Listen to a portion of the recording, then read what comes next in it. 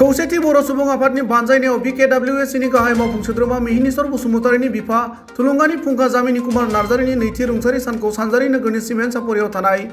आनडिभाइडेड Lakhimpur district committee XBLT welfare ससाइटिनि मावख'आव फालियो। रुंसारि साननि हाबाफारि बादियै जामिनी कुमार नार्जारीनि सावगारियाव SB बड' गोजौ फरायसालिनि बारग' लेङाइ गाहाय फोरोंगिरि ललित चन्द्र बर'आ बिबार बावजेननाय उनाव फारियै मिरु खौसेथि बर' सुबुं आफादनि आफादगिरि मनरन्जन बसुमतारी, BKWSनि गाहाय मावफुं सोद्रोमा एबा रुंसारि जामिनी कुमार नार्जारीनि फिसाज्ला मिहिनीश्वर बसुमतारी, खौसेथि बर' सुबुं आफादनि बोसोनगिरि वीरेन्द्र कुमार ब्रह्म, BKWSनि लेङाइ मासिगिरि सृजन बसुमतारी मोना बिबार बावो। मख'नो गोनांदि दिनैनि बे हाबाफारियाव बर' थुनलाइ आफादनि नेहाथारि सोरजिला औवारी, धेमाजि जिल्ला परिषदनि सोद्रोमा सुभारानी बसुमतारी, धेमाजि जिल्ला आबुफनि आफादगिरि फुलेश्वरी दैमारी, गाहाय नेहाथारि भारती हाज'वारी, BTRनि बायजोनि XBLT वेलफेयार ससाइटिनि गाहाय नेहाथारि बिस्तिराम नार्जारी, BTRनि बायजोनि सारेन्डार NDFBनि आफादगिरि धर्मेश्वर बसुमतारी, UBPOनि नेहाथारि Sushanta Mosahary, undivided Lakhimpur district committee XBLT welfare ससाइटिनि आफादगिरि सानसुमा बसुमतारी, बोखावजाय लखिमपुर जिल्ला दुलाराय बाथौ गौथुमनि लेङाइ आफादगिरि बिलाम्बर केरकाटारी, सिमेन्ट सापरि UN एकाडेमिनि गोरायुं बिमल मोसाहारी, जनाय ITDPनि मासिगिरि फैलाव मोसाहारी, मिसिं अट'नमास काउन्सिलनि बारग' डेपुटि चिफ सुक्रेश्वर गयारी, धेमाजि जिल्ला UBPOनि आफादगिरि रातिराम बसुमतारी, गाहाय नेहाथारि दीपांकर नार्जारीमोनजों लोगोसे गुबुन गुबुन माहारियारि आफाद गौथुमनि दैदेनगिरि आरो ओनसोलनि गोबां रायजो राजाफोरा बाहागो लादोंमोन। बर' हारिनि गेजेराव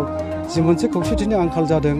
आरो बर' हारियाव जि मोनसे जेंना जेथोफोर फैदों, बेखौ खौसेथि बर' सुबुं आफादा BTSनि बायरानिफ्राय जोनोम जानायनि उननिफ्राय जि खामानिफोरखौ मावदों,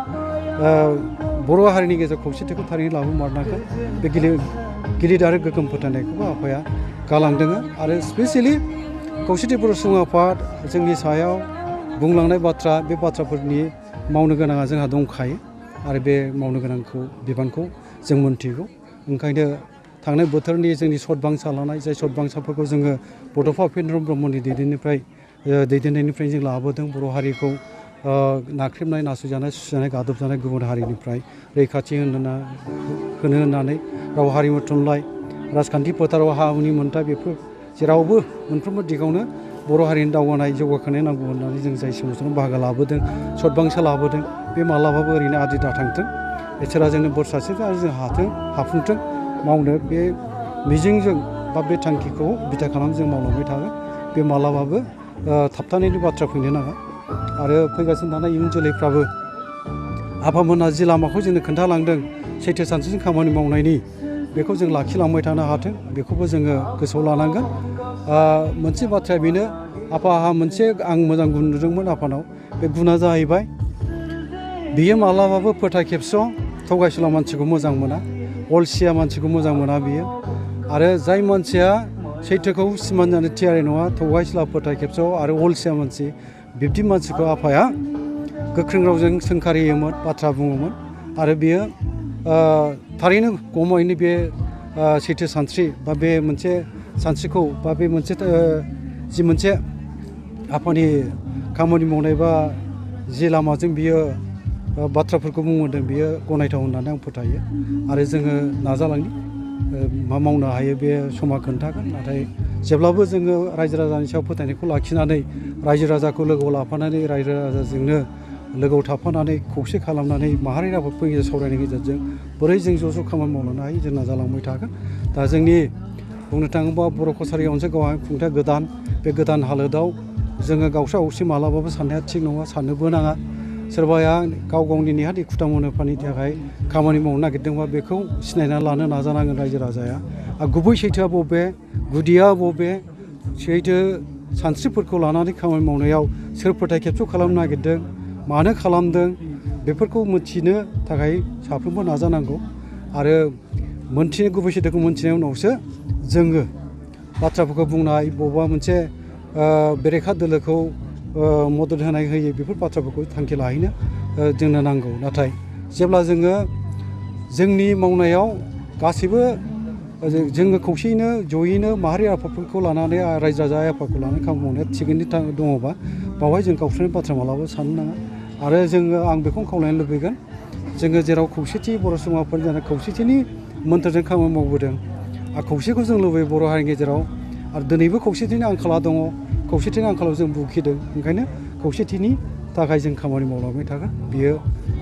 जोंनि नाजानाय जोंनि मावनायाव बेखौ समाबो खोन्थालांबाय थागोन आरो नुगोन आरो जोङो बेखौनो फोथायथि होनोबो नाजागोन बाथ्राल' बुंनाय नङा खामानि मावनायजोंसो जोङो फोथायनायखौ लाबोनो हायो सुबुंनि गेजेराव दा ओंखायनो जोङो बयबो खौसे जानानै खामानि मावलांनायनि फारसे जोङो नाजालांबाय थानोसै थांनाय 12 सेप्तेम्बरमोन बियो बावहाय आसामनि गिबि मन्थ्रि आरो ट्राइबेल एफेयार्सनि मन्थ्रि बुंनो थाङोबा गिबि मन्थ्रि डक्टर हिमन्त बिश्व शर्मा आरो ट्राइबेल एफेयार्सनि मन्थ्रि डक्टर अनस पेगु लोगोसे आसाम आयेन आफादनि बुंथिगिरि बिश्व दैमारि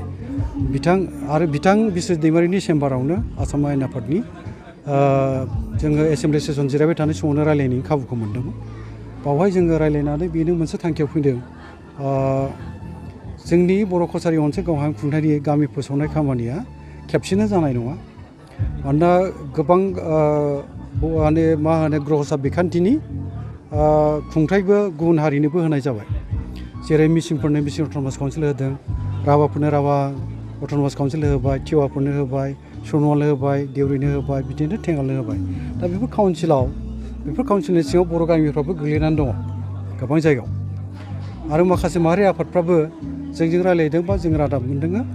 जाय जायगाफ्राव नांजाबलायनाय गामिफोर थायो बेफोर जेंनाफोर दङ आरो गुबुन गुबुन काउन्सिलनि सिङाव रायजो जानाय बर'फोरनि गामि गोग्लैनायफ्रावबो एसे जेंनाफ्रा दङ बेफोर जेंनाखौ लानानै रायलायलांबाय थानायखौ खालामनोसै होननानै थांखि फैदों आरो बे थांखिया दङ दा बाथ्राया जाहैबाय माने जाय जिल्लायाव जाय जायगाफ्राव जेंना गैया बे जिल्लाफोरनि गामि बर' गामिफोरखौ फोसावलांबाय थानोसै होननानै सोरखारा जोंनो खोथा होदों आरो फारसेथिं जोंनि बिटिआर एकर्डनि दारैहाय मोनसे दफा दङ जे ओनसोलखौ बारायनायनि एरिया एक्सटेनसन इंराजियाव जायखौ बुंदों जेरै सनितपुर बिश्वनाथ जिल्लानि बाथ्रा दाबो बेबो जाफुंजोबाखै गामिखौ सनितपुर बिश्वनाथाव गासै 40 गामिखौ फोसावदोंबाबो आरो केबिनेटआव थांखि लादोंबाबो दाबो गभर्नरनि बियो गभर्नरजों फोसावजायाखै सरकारि भाबै गभर्नरा फोसावनांगौ बेखौबो दाबो फोसावनाय जायाखै ओंखायनो समा लागोन आरो बे सम लागोनखायनो जोंनि बर' कसारि ओनसोल गावहा खुंथायनि जि मोनसे गामि फोसावनाय बेयो खोलोब हिसाबैसो जालांबाय थासिगोन नालाय माने फेस वाइसआव जालांसिगोन बेबो सम लासिगोन आरो बिसायख'थि खुंनोथ' बियाबथ' दानांगौ जायो गामिखौ जेब्ला फोसावखांजोबगोन अब्लासो बियाब दानाय जागोन आरो बियाबखौ दाखांनायनि उनावसो बिसायख'थि बिनो हागोन बेयाव गासिबो दिगखौ सारिजारि खालामना नायोबा जोंनि बर' कसारि ओनसोल गावहा खुंथायनि बिसायख'थि खुंहैनांगौआ सम लागोन ओरैनो मानसिफ्रा बुंलायलायो थाब खालामनायना गभर्नमेन्टआबो आरो गभर्नमेन्टहा गावहा मोनसे माबा थायो प्लेनिं थायो बिथांखि थायो बे प्लेनिं बायदि बिसोर लांगोन जों लुबैबानो जों लुबैनायजों खारजोबनोबो हानाय नङा मानोना दाथ' बेखौबो बुंनो हायो जे एमपि इलेक्सननि सम फैबाय दा गुबुन काउन्सिलनि बा गुबुन बाथ्राफोर साननायनि समानोफ्रा गैया जेरैखि जाया भारत हादराव बिजेपि दैदेननायाव एनडिए गभर्नमेन्ट लाबोफिननायनि जि मोनसे दावहा बायदि मोनसे थासारि बा नरेन्द्र मदिनि दैदेननायाव भारतनि मानगोनां गाहाय मन्थ्रि नरेन्द्र मदिनि दैदेननायाव भारतआव बिजेपि सरकार लाबोफिननाय जि मोनसे जुजिनाय नाजानाय खामानि मावनाय बियो गिलु बालु मोनसे बेखौ बुंनांगोन जोङो गोख्रों मोनसे थासारिनि गेजेरजों बेयो सोलिनो हमबाय आरो जेब्लासिम एमपि इलेक्सन जोबा लकसभानि बिसायख'थि जोबा गुबुन बाथ्रा साननो मावनो समा गैया होननानै बिथांमोना बुंदों दा बे हिसाबै गोबाव जागोन दिनै जिहेतु जों मोनसे गोथार सान होनना बुंनांगोन रुंसारि जामिनि कुमार नार्जारि जोंनि बर' कसारि वेलफेयार अट'नमास काउन्सिलनि मानगोनां चिफ मिनेस्वर बसुमतारी धोरोमनि बिफा बिथांनि थैनाय सानखौ जों नैथि बोसोरारि आफाद हिसाबैनो खुंदों बेयाव दिनै दा खुंनायनि माखासे जाहोन थाबाय दा बिथाङा सासे समाज सिबिसुला मानसिमोन सिरियै समाज सिबिसुला मानसिया मोननै रोखोमनि थायो खायफाया थारमाने माखासे एसे गावखौनो दिन्थिनानै समाज सिबियो खायफा खिन्थु स्रोदै समाजनि खामानि मावो थारमाने सासे स्रोदै समाज जौगानायनि खामानि मावग्रा सासे सुबुंमोन बिथाङा सासे मोजां फोरोंगिरि गावनि ओनसोलनि सोलोंथाइनि फोथाराव बिथाङा गोबां खामानि मावदों जेरै गोजौ फरायसालि गायसननायाव हेफाजाब होनाय आरो जौगाथाय आफादनि माखासे गावनि ओनसोलनि बनरगाव ओनसोलनि जौगाथाय आफादनि आफादगिरि हिसाबै जायगानि जौगाथायनि खामानि मावनाय आरो गावनि फिसा फिसौ थासेयावबो दा गुबुन गुबुनफोरखौ सोलोंथाइनि थाखाय थुलुंगा होनायल' नङा मदद होनाय बेफोरबायदि माबाफोरखौ नुनानै जों दिनै बिथांनि नैथि जोनोम सानखौ आफाद नाङैनो जों फालिदों आरो इयुनाव जोंहा मोनसे खौसेथि बर' सुबुं आफादा मोनसे मिजिं दं। दा आबादारि बिथिङावनो जा सोलोंथाइ बिथिङावनो जा बा समाजारि बिथिङावनो जा गुबुन गुबुन बिथिङाव जोंनि बर' हारिखौ गेरेमसा महर दानायाव बर' माहारियारि बाद दानायाव जायफ्रा थोंजोङै एबा खेंस्लियै मदद होलांबाय दा बिथांमोनखौबो जोङो सानसे सम लानानै जयै सिबिनायनि मोनसे थांखि लादों। बेखौ जों फैगौ जोंनि कनफारेन्सआव डेलिगेटआव मोनसे थांखि लानानै जों बेफोरखौ फालिनायनि मोनसे सिद्धान्त लादों थारमाने जाहाथे बेफोर बिथांमोननि जिउ जारिमिना बिथांमोननि समाज सिबिनाय बिथांमोननि जिथु खस्थ' खालामनाय बे जाहाथे अबथिरा जाना थाङा। दा बिथांमोननि मुङाबो जाहाथे समाजनि जारिमिनाव जोंनि बर' हारिनि जारिमिनाव जाहाथे बिथांमोननि मुङाबो अराय गोजोर जाथों होननानै जों बेखौ लादों बेफोर थांखिखौ लादों थारमाने। समाजाव जोङो दानि जिथु इयुन जोलै बे इयुन जोलैनि सायाव बैसोगोरा मानसिफ्रा माखासे कमेन्ट होयो जे गासैबो सेंग्राफ्रा लाइमोनफ्रा थारमाने गाज्रि लामाजों आगान सुरदों होननानै खिन्थु जों बिनि गेजेरावबो माखासे मोजां दं होनना हमना लानांगोन। दा बिमा बिफानि जिथु सोमोन्दोआ एसे फाराग जायोबा एसे दुखुनांथाव जायो। दानि गथ' गथायफोरनि गेजेराव माखासेनि गेजेराव नुदोंबो आरो माखासेया माबा थिगैनो दं थेवब्लाबो नैबे बाथ्राखौ बुंनांगोन बिफाया जाहैबाय सोरगोनि गोजौआव बिफाखौ दोनो नङा होमबा। मोनथाम बुस्थुखौ सोरगोनि जौसिन होनना बुङो। मोनसेया जाहैबाय बिफा, मोनसेया जाहैबाय गाव खमथाहालि बिराद बोलो गोरा जानानै सोरखौबा जुदि निमाहा होयोबा बेबो सोरगोनि गोजौआव थायोनो आरो निखावरि जानानै सोरबा जुदि दान होयोबा बेबो गोजौआव थायोनो थारमाने। बेनिखायनो जायहा बिफा गोमाजादों बिसो मिथियो जे बिफाया माबादिमोन। बिफा थैनायनि उनावसो अनुभब जायो थारमाने। सोरहाबा जुदि बिफा थैजादोंबा बेसो अनुभब खालामगोन। गतिके बिदि जादोंबा बिदिनिफ्राय जानगारना थानांगौ होननानै आं दिनैनि लाइमोनफोरखौ खावलायगोन जे बिमा बिफाखौ सिबिनाया मोनसे धोरोम आरो बेखौ अराय सम लाखिनांगौ होननानै आं खावलायनाया आंनिफ्राय थागोन।